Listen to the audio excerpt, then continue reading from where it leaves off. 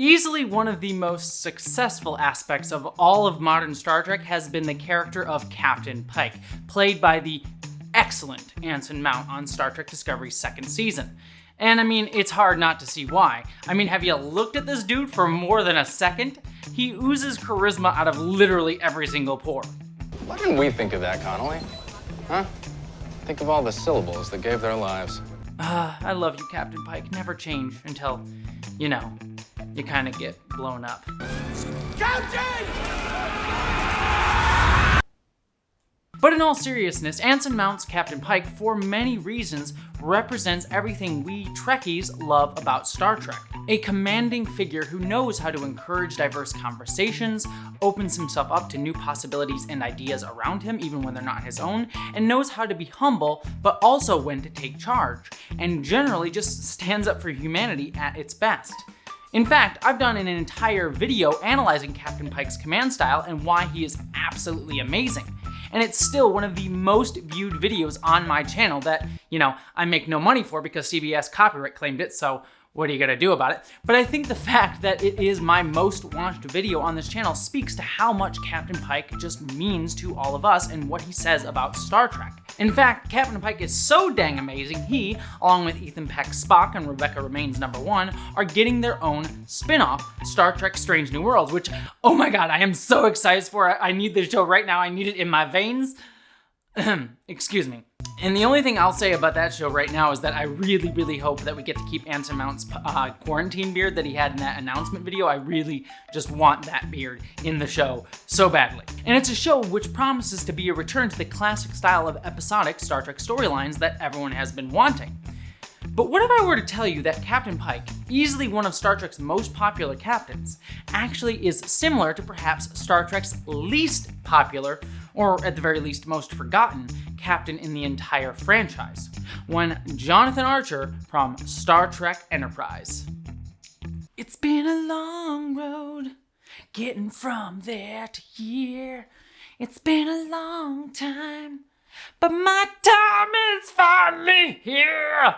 But yes, Scott Bakula's rough and tumble Captain Archer may in fact be the captain most similar in style to Captain Pike. And I'm not just saying that because I'm a huge Enterprise fan. That's what we're here to find out. It's because I think the similarities and also the differences between Archer and Captain Pike help illuminate the very core ethos of Star Trek.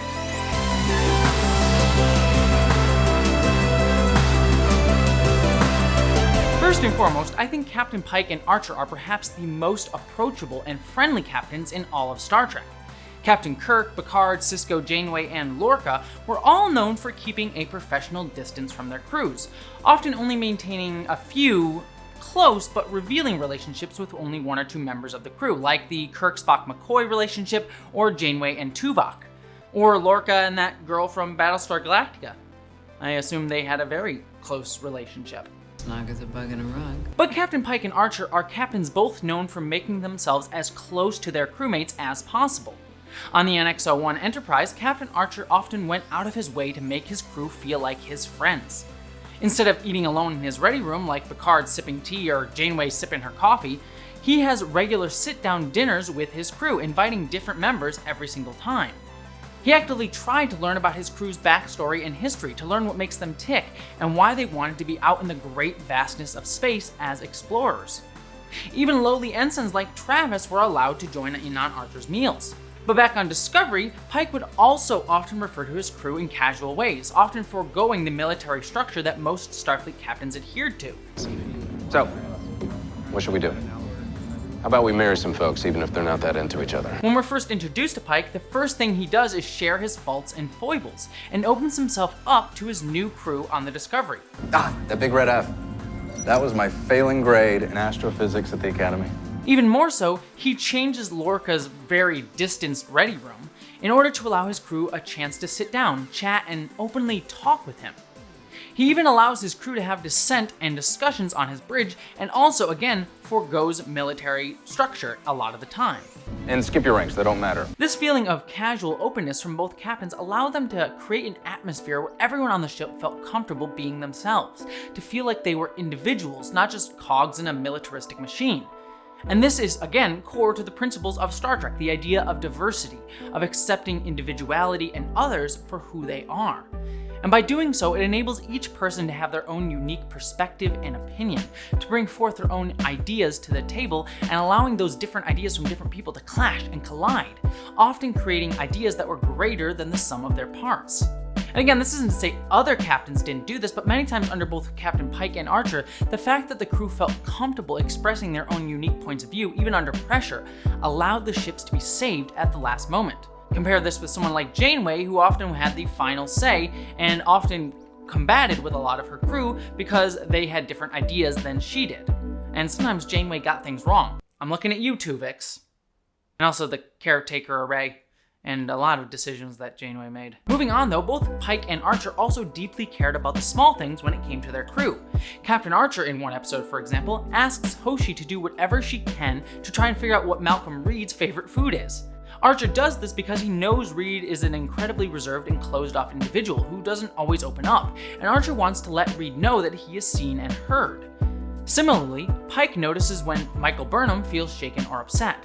He also notices small shifts in her personality and demeanor, and also asks about her mental health and relationship with her brother Spock in private moments, concerned for her well-being. If there's ever anything you feel you ought to tell me. This also shows Star Trek's deep-seated desire for empathy and understanding. They know that their people under their command are people in their own right, with their own emotions, feelings, and beliefs, and it's often easy for leaders in charge to not care about those below them, to just see them as employees or coworkers. But to actually take the moment to care makes Archer and Pike deeply caring individuals who show that by understanding those around them, we can make ourselves better, and make others better too.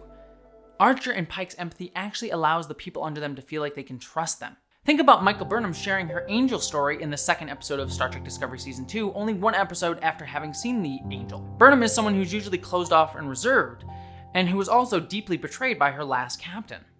Yet, in only a short amount of time knowing Pike, she begins to instantly trust him and open up to him about her fears, thus allowing both Pike and Burnham to move forward together in their search for the Red Angel. Archer does similarly, taking the time to listen to the needs of his first officer, T'Pol. And it's because of this that she trusts him when she is attacked and assaulted, allowing Archer to stand up for her in that moment. She told me about your, what'd she call it, mind meld? She said when she asked you to stop, you got angry. She said she had to force you away. What happened between us is personal. It's not your concern. You assaulted a member of my crew. Bonding through empathy, through caring about each other, allows captains to better handle the needs of their crew and also allows everyone to move forward together. And that's something that both Pike and Archer did in spades. This approach also allows both Pike and Archer to quickly get over any prejudices they have in their own selves towards their crew. When T'Pol came aboard Enterprise, Archer was initially incredibly put off by her. He mistrusted her because she was a Vulcan, a race that had continually hurt Archer and belittled him and his father, and often held back humanity and Starfleet as a whole, as well as Archer's career as captain. Similarly, Pike felt he couldn't trust Ash Tyler, not trusting Tyler because of his previous history as a Klingon spy. Both Pike and Archer prejudged their coworkers based on reputation and species alone, not on who they were themselves at that moment. Yet by both Archer and Pike opening themselves up to experiences with each of their crew members on an individual level, they both learned that Tyler and T'Pol respectively were worthy of trust and respect. And once they gained those trusts, they treated them as equal members of the crew, regardless of their species or race. Moving on, both Captain Archer and Pike like to get down into the rough and tumble of a situation while also being able to maintain a leadership distance. Captains like Picard and Janeway often like to sit back from a distance and not directly get involved in a situation, trying their best to remain on the ship to have an objective viewpoint. However, this often led them to feeling too cold or distanced from a heated emotion of a situation. I still think of Captain Picard not letting Riker use his new Q powers to save the life of a child. It might have been the objectively distanced right thing to do, yet it was also the wrong emotional and perhaps the wrong moral thing to do. But on the other hand, Captain Kirk and Sisko often did the opposite, placing themselves right in the middle of a situation, allowing themselves to have a boots-on-the-ground approach to anything that might come up. Yet this also meant that they were almost always in the middle of the emotion of any situation.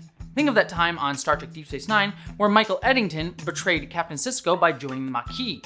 Sisko got right in the middle of trying to hunt Eddington down, but he also got really caught up in the emotion of it, sometimes losing his objective distance and perhaps making the wrong decision when he decided to chemically bombard a planet to get back at Eddington alone. That is the objectively moral wrong thing to do, and he did it because he was so caught up in the emotion of feeling betrayed by Michael Eddington. And think of perhaps every single episode of Star Trek the original series, where the episode ends with Kirk haunted by something that happened to him, leaving very visible emotional scars, until, the very next episode, because all continuity got washed away because it was 1960s TV. It's okay, I'm sure your brother didn't mind that you didn't mourn him, Kirk, after he died in that one episode. But both Archer and Pike take very middle ground approaches to being both in the middle of a situation and being distanced. Both Archer and Pike were perfectly comfortable sitting on the bridge of their starship, giving orders to crew members on the ground, allowing themselves as captains to have a tactical, distanced approach to any situation. Yet, Pike and Archer would both often roll up their sleeves and get into the middle of the action. I tried to roll up my sleeves here, but this thing is really tight. Archer was almost always the first to grab a phaser and go down on an away mission. He also never would allow crew members to place themselves in harm's way before him. Pike himself would also be one to go down on the planet and get a first-hand look at what was happening. And finally, perhaps more than any other captains before or after them, Archer and Pike both show visible awe and wonder at the world that they get to inhabit. Certainly, Picard, Sisko, Janeway, and Kirk all showed moments of excitement and love of the beauty of space travel around them, and got caught up in the romanticism of it all. But often they did so in private, sharing their excitement and love of their jobs only with their close crewmates at new discoveries or new situations.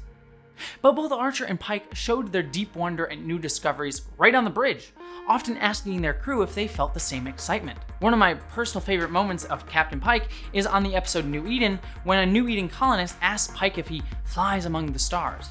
And Pike gives him this small grin as if to say, "Oh my god, yeah, it's so damn cool." Pike understands the amazing life he gets to lead and the things he gets to see that are so beautiful and unique, and never allows it to feel mundane. And then he shares that excitement with his crew. Do Vulcans ever feel awe-spun? And Archer does much the same. Whenever the NX-01 encounters even an asteroid or new planet, Archer is always right up front with his crew, ready to experience the new discovery firsthand. By being so open with their excitement, both Archer and Pike allow their crew to see what they're really out there for. They're not military or warriors or even diplomats first. They are explorers and scientists foremost, here to explore strange new worlds and new civilizations. We'll try to have a little fun along the way too, huh? Pike and Archer's characters show all the core elements of Star Trek. In fact, you can't find anything more central to the ethos of Star Trek than their displays of overcoming their own prejudice, willingness to show empathy, openness with their crew, and excitement at the unknown, and taking delight in the diversity of people, thought, and opinion. Yet, there are some noticeable differences between Archer and Pike that illuminate something else too. Archer, when we first meet him, is a much more flawed of a human than Pike ever was. In one of his very first scenes in Star Trek Enterprise, Archer is seen yelling at his soon-to-be new crew member, T'Pol. He threatens her, mostly for simply her being a Vulcan. You have no idea how much I'm restraining myself from knocking you on your ass. In fact, throughout the entire first few seasons, Archer harbors a deep-seated prejudice against all Vulcans in general. He sees Vulcans as stiff, judgmental, and condescending and limiting of his people, humanity.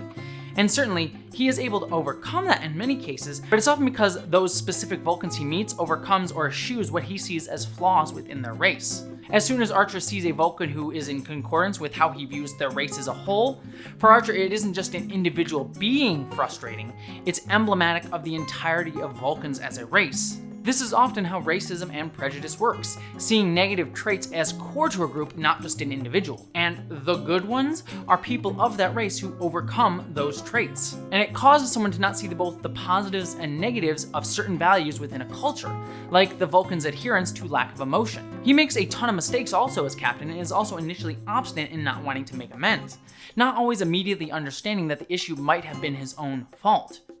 Take, for example, the episode A Night in Sickbay, a seminal classic of Star Trek Enterprise, where Archer doesn't wish to apologize to the Cretesians, seeing it as groveling, and that the Cretesians are too easily offended. Did you apologize for whatever we did wrong? Are we going to get our plasma injector? The Cretaceans consider the Alvira trees cultural treasures. Apparently, Porthos urinated on one of them. And that's what they're insulted about? It is understandable. Well, maybe if they'd have bothered to read the genetic profile we sent, they'd have told us to leave the dog on the ship, and then he wouldn't have had an opportunity to pee on one of their precious trees. When in reality, it was because Archer didn't take the time to get to know the Cretaceous culture and what would offend them. It is his own fault and something that he should do as a captain. Yet Archer remains obstinate. All this stands in stark contrast to Pike, who often immediately admits his own mistake when he prejudges people or makes a mistake. He also takes the time to get to know new cultures and meet them on their own terms, even ones he's just met, like with Poe's species. He only ever heard of Poe a few hours beforehand, yet he knows exactly how to greet her. Your Highness, may honey ika halikapo. Wow, you're good. Although not with ice cream, because how would he know that? But also, I want some ice cream. Honestly, I think it should be Starfleet policy to greet all diplomatic ambassadors with ice cream, but that's just me. So, we see two distinct differences in the captains here. Yet these differences, and the contrast that it creates between them, also highlights the Star Trek ethos. Archer is Starfleet's first Warp 5 captain. He's one of the first humans to go out that far into space to encounter these specific types of situations, and he has to learn and grow as he goes.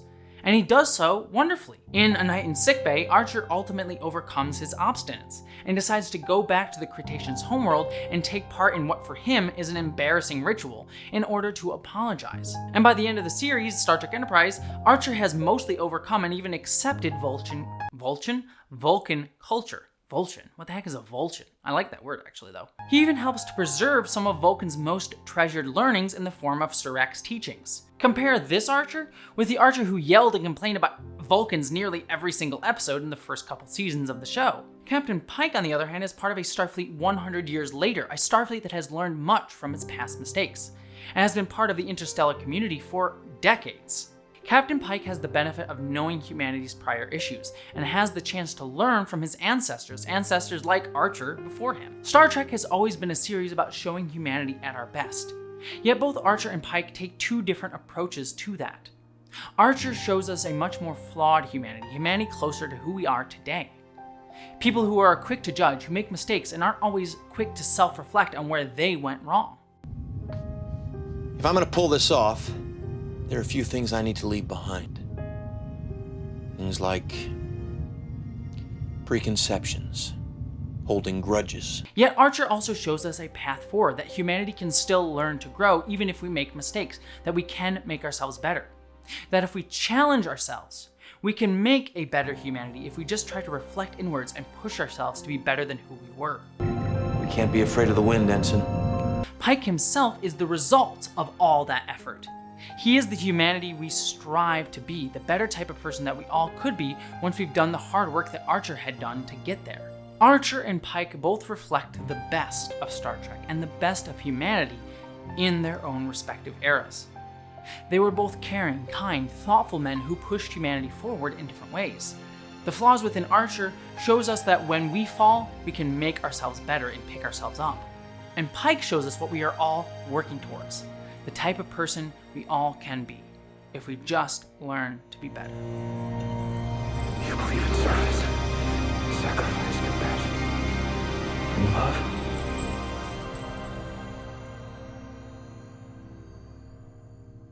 That's it for this video. I'd love to hear all your thoughts about my comparisons between Captain Pike and Archer. Do you think Archer is the captain most similar to Pike? I'd love to hear all that down in the comments below. Also, don't forget to subscribe to this channel for more Star Trek discussions and discussions of geek culture and geek topics and political and social issues within that. Also, don't forget I have a podcast with the one, the only Council of Geeks called What the Frel, where we discuss Farscape each week on Mondays. I also have a Twitch channel that you can go follow me on. I play games usually every Monday or Tuesday evening. You can come join me, hang out, and it'll be a fun time. Also, don't forget that if you want to make this channel even better, to help me over on Patreon. Every little bit helps me over there to help do this full time, get more equipment for my videos, things like that. And also, as always, just to wrap out this video, I hope that you live long and prosper. Thank you to all of my patrons this month, but especially Amanda Ronye Idanya, Catherine Lambeth, Ashley Ellen Bokikio, Miranda Janelle, Eli Bergmoss, Ashlyn Solstice, Michael D., Greg Gillum, Stephen Kleinard, Ulysses the Pagan, Randy Thompson, Munir Amlani, Chamomile Tea, Stefan Schuhart, Wellington Marcus, Boyd and Mary Beth Earl, Wayne Twitchell, Ish the Mad, Buttoneer, Roar, Christina Dalliance, Dominic Noble, John Steele, Michael Beam. She sells seashells by the seashore of Bajor. William Stewart, Gavin Robinson, The Sir Spence, BBD, Hannah F., Nathan Olson, Jason Knott, Andrew Jorgensen, Chris Brown, Jasmine, Maeve, Bree Beecher, Subraxis, Skylar Gray, Nathan Steele, Jane Packard and Chloe Dollar, Wen Dizzle Bizzle, Gretchen Badger, Geek Filter, Bush, Celestial Dawn, Din, Sarah Bastum, Polly Mina, Jacob Tovar, Piston Twisted Garage, Lily, Jean Mithune, Andrew Lamori, Lysa, Zone 1 Librarian, Michael Hardy, Corey Honkanen, and KT Dunn. Thank you so much to all of you. You're quite literally making my dreams come true, so I cannot tell you how thankful I am.